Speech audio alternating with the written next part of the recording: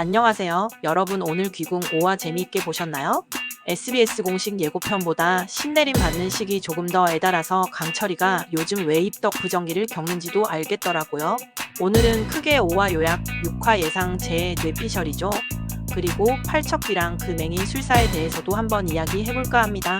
대체 팔척귀의 정체가 뭔지, 그리고 맹인 술사의 역할이 귀궁에서 왜 중요한지 등등, 그리고 팔척귀의 원한이 대체 해결되기는 될 건지 그런 것에 대해서도 이야기하려고 해요. 자, 그럼 귀궁 5화 요약부터 해볼게요. 강철이와 여리는 팔척귀를 퇴치할 방법을 찾기 위해 가섭스님을 찾아간다. 가섭스님은 팔척귀를 잡는 방법에 대해 조언을 해주고 강철이는 그 방법을 두고 깊은 고민에 빠진다. 4화 말미에 여리가 강철에게 몸주신이 되어달라는 부탁을 했고 강철은 결국 그 부탁을 받아들인다. 두 사람의 의식은 단순한 몸주신 의식이 아니라 마치 언약식처럼 로맨틱한 분위기를 자아낸다. 강철이 여리의 손가락에 옷가락질을 끼워주며 두 사람 사이에는 새로운 감정이 싹트는 듯한 설렘과 긴장감이 흐른다. 이 과정에서 강철은 여리에 대한 소유욕이나 질투 같은 감정도 드러내며 그가 정말로 여리를 사랑하게 된 것이 아닌가 하는 생각이 들게 한다. 한편 이정 임금은 영인대군의 죽음 이후 팔척귀에게 가위 눌림을 당한다. 맹인 술사는 영인대군의 죽음으로 데뷔마마의 분노를 피하지 못할 것이라 예상하고 임금 곁에 있는 술사에게 화살을 돌리려 한다. 선 임금 역시 궁궐 내 팔척귀를 불러낸 인간이 있다는 사실을 알게 되고 군사에 직접 관여하기 시작한다. 귀궁 6화를 SBS 공식 홈페이지의 예고편을 보며 예상을 해보려고 합니다. 강철이와 여리는 신바지 의식을 마치고 본격적으로 팔척귀를 퇴치할 준비를 한다. 데뷔마마는 맹인 술사에게 임금 곁에 있는 술사가 누구인지 추궁한다. 맹인 술사는 우연히 여리와 마주치고 여리가 바로 그 술사임을 직감적으로 알아챈다. 이 장면은 예고편에서 확정적으로 보여졌다. 한편 강철이와 여리는 이무기 비비를 찾아간다. 강철이는 비비에게 자신의 감정에 대해 털어놓는다. 여리만 보면 심장이 이상하게 뛴다고 고백하자 비비는 다른 인간 여자에게도 그런 감정을 느끼냐 아니면 여리에게만 그런 것이냐고 묻는다. 강철이는 다른 대가집 여식에게도 여리에게 했던 행동을 해보며 자신의 감정을 시험해본다. 이 장면 역시 예고편에서 확정적으로 등장했다. 이후 강철이는 점점 윤갑의 감정과 기억에 영향을 받으며 인간적인 감정이 짙어지는 것 같았다. 강철이의 내면에서는 변질의 조짐이 보이기 시작하고 여리와의 관계에도 미묘한 변화가 감지된다. 팔척귀의 저주는 점점 궁궐을 잠식하고 원자의 병세가 악화되는 진실이 드러날 것 같았다. 여리는 경기석을 잃고 무녀로서의 실력을 다시 깨닫게 되는 계기가 찾아올지도 모른다. 왕실에서는 팔척귀의 정체와 그를 불러낸 인간의 실체를 밝히기 위한 수사가 본격적으로 시작될 것 같다. 강철이와 여리는 팔척귀를 퇴치하기 위해 왕의 명을 받거나 비밀리에 작전을 개시할 가능성이 높아 보였다. 또 다른 이무기 비비의 등장은 강철이와 여리 그리고 궁궐 내 권력 구도에 또 다른 파장을 불러올 것 같았다. 6화에서는 강철이의 내면적 변화, 여리의 각성, 팔척귀와의 대결이 한층 본격화될 것으로 예상된다. 그리고 맹인 술사가 여리의 정체를 눈치채면서 궁궐 내 권력 다툼과 신비로운 존재들의 암투가 더욱 치열해질 것 같았다. 13년간 인간의 감정을 몰랐던 강철의 심장이 처음으로 뛰기 시작합니다. 가슴이 울렁거리는 이 감정은 사랑일까요? 그리고 팔척귀의 저주가 왕실을 어떻게 뒤흔들지, 여리와 강철이의 운명은 어디로 흘러갈지 6화에서 그 실마리가 드러날 것 같습니다. 팔척귀의 원한이 어떻게 해결될까? 팔척귀의 원한은 단순한 귀신의 분풀이가 아니라 왕실과 깊이 얽힌 억울한 죽음, 그리고 13년 전 사건과 밀접하게 연결되어 있다. 드라마 내에서 팔척귀는 왕가의 원한을 품은 존재로 그려지며 실제로 그의 정체가 선대왕 혹은 왕실의 충신이었을 가능성이 높다는 해석이 나온다. 특히 갑옷을 입은 모습, 화상 자국 등은 억울하게 희생된 장군이나 호위무사였을 것이라는 추측을 뒷받침한다. 현재 전개에서 팔척귀는 원자의 몸, 왕의 몸 등 주요 인물에 빙의하며 점점 더 강해지고 있다.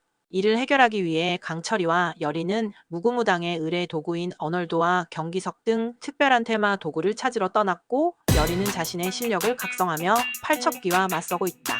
테마 의식과 무구의 힘 그리고 여리의 영매 능력이 결합되어 팔척귀를 물리치는 것이 직접적인 해결책이 될 것으로 보인다. 하지만 팔척귀의 원한이 완전히 풀리기 위해서는 억울하게 죽임당한 진실, 즉 13년 전 사건의 진상과 왕실의 죄가 밝혀져야 할 것으로 보인다. 단순히 힘으로 제압하는 것이 아니라 팔척귀가 왜 원한을 품게 되었는지, 누가 그를 희생시켰는지 그 억울함을 풀어주는 과정이 병행되어야만 진정한 해원이 가능할 것이라 추측된다. 맹인술사의 역할이 어떻게 중요한가? 맹인술사는 귀궁 이야기에서 단순한 점술가나 무속인 이상의 의미를 가진 인물로 극의 전개와 비밀의 해명에 중요한 역할을 맡고 있다. 1. 비밀을 꿰뚫어보는 존재.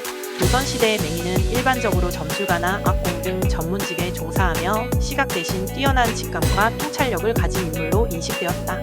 귀궁의 맹인술사 역시 보통 사람이 알아채지 못하는 진실이나 비밀, 영적인 존재의 정체를 꿰뚫어보는 능력을 가진 캐릭터로 그려진다. 예고편에서도 맹인술사가 여리가 임금 곁에 있는 술사임을 직감적으로 알아채는 장면이 등장한다. 이런 설정은 맹인술사가 극중 인물들의 숨겨진 정체, 그리고 궁궐 내에서 벌어지는 초자연적 사건의 실체를 밝혀내는데 중요한 역할을 할 것임을 암시한다. 2. 권력의 흐름을 바꾸는 촉매자. 맹인술사는 대비마마와 임금 등 권력자 곁에서 조언자이자 정보 제공자로 기능한다. 영인대군의 죽음 이후 대비마마의 분노를 다른 곳으로 돌리기 위해 임금 곁에 술사여리를 지목하려는 움직임을 보인다. 이는 맹인술사가 궁중의 권력 구도와 갈등을 조정하는데 핵심적인 역할을 할 수 있음을 보여준다. 3. 초자연적 사건의 해석자. 귀궁의 세계관에서 맹인술사는 팔척귀와 같은 초자연적 존재의 출현, 그리고 그 존재가 남긴 원한과 저주의 의미를 해석하는 인물이다. 역사적으로도 맹인술사나 승려들이 질병, 귀신, 저주 등 비가시적 문제를 해석하고 해결하는 역할을 맡아왔다는 점에서 극중 맹인술사 역시 팔척귀의 원한과 관련된 진실, 맹인술사에 대한 이야기를 나누고 있는데요. 여러분 좋아요와 구독 누르셨나요? 깜빡 잊고 계신 분들을 위해 한 번 더 말씀드려요. 좋아요와 구독 누르고 더욱 재미있게 봐주세요. 그리고 저주를 풀기 위한 단서를 제공하는 역할을 할 것으로 보인다. 4. 갈등과 진실의 열쇠. 맹인술사가 여리의 정체를 눈치채고 이를 권력자들에게 전달함으로써 여리와 강철이의 입장에 위기가 찾아올 수 있다. 동시에 맹인술사가 팔척귀의 원한과 관련된 과거의 진실 혹은 저주를 풀 수 있는 방법을 알고 있을 가능성도 있다. 즉, 맹인술사는 극의 갈등을 증폭시키는 동시에 해소의 열쇠를 쥔 인물로서 중심축 역할을 하게 될 가능성이 높다. 결론적으로 맹인술사는 숨겨진 진실과 초자연적 현상을 꿰뚫어보는 능력, 권력 구도와 갈등의 조정자, 저주와 원한 해소의 단서 제공자로서 귀궁의 전개에서 매우 중요한 역할을 한다고 할 수 있다. 앞으로 맹인술사가 어떤 선택을 하느냐에 따라 여리와 강철이 그리고 궁궐 전체의 운명이 크게 좌우될 것으로 보인다. 팔척귀의 정체. 팔척귀는 드라마 귀궁에서 단순한 괴물이 아닌 복수와 저주의 화신으로 그려진 존재다. 전통 설화에서 직접적으로 등장하지는 않지만 이름 그대로 팔척약 2.4m의 거대한 키와 괴이한 형상을 가진 귀신으로 인간 세계의 질서를 위협하는 초월적 존재로 해석된다. 극중에서 팔척귀의 정체는 왕실에 갇혀 억울하게 죽은 여인의 한이 깃든 혼령으로 드러난다. 죽음조차 허락되지 않은 채 300년을 유랑한 복수의 영혼이며 그 기원에는 과거 왕이 저지른 잔혹한 죄악이 자리한다. 팔척귀는 궁궐을 배회하며 왕실의 비밀과 죄악을 파헤치는데 결정적인 역할을 하며 단순한 공포의 대상이 아닌 사회적 상징성을 지닌 존재로 그려진다. 여리김지연은 수살귀 송수희를 통해 팔척귀의 실체를 알아내고 팔척귀가 불에 타 죽은 귀신일 가능성을 짐작한다. 실제로 팔척귀는 불을 통해 이동하고 불을 스스로 태우는 모습을 보이며 이는 생전 화재나 화형 등과 관련된 억울한 죽음이 원인임을 암시한다. 또한 팔척귀의 갑옷과 허리 장식은 조선시대의 고위 무신 장군의 상징으로 해석되며 그 출신이 왕실이나 상위 계급과 깊이 연관되어 있음을 보여준다. 즉, 팔척귀는 왕실의 죄와 억울한 희생의 상징이자 복수와 해원의 서사를 이끄는 핵심 존재로 자리매김한다. 자, 이렇게 6편을 예상해봤는데요. 재미있으셨나요?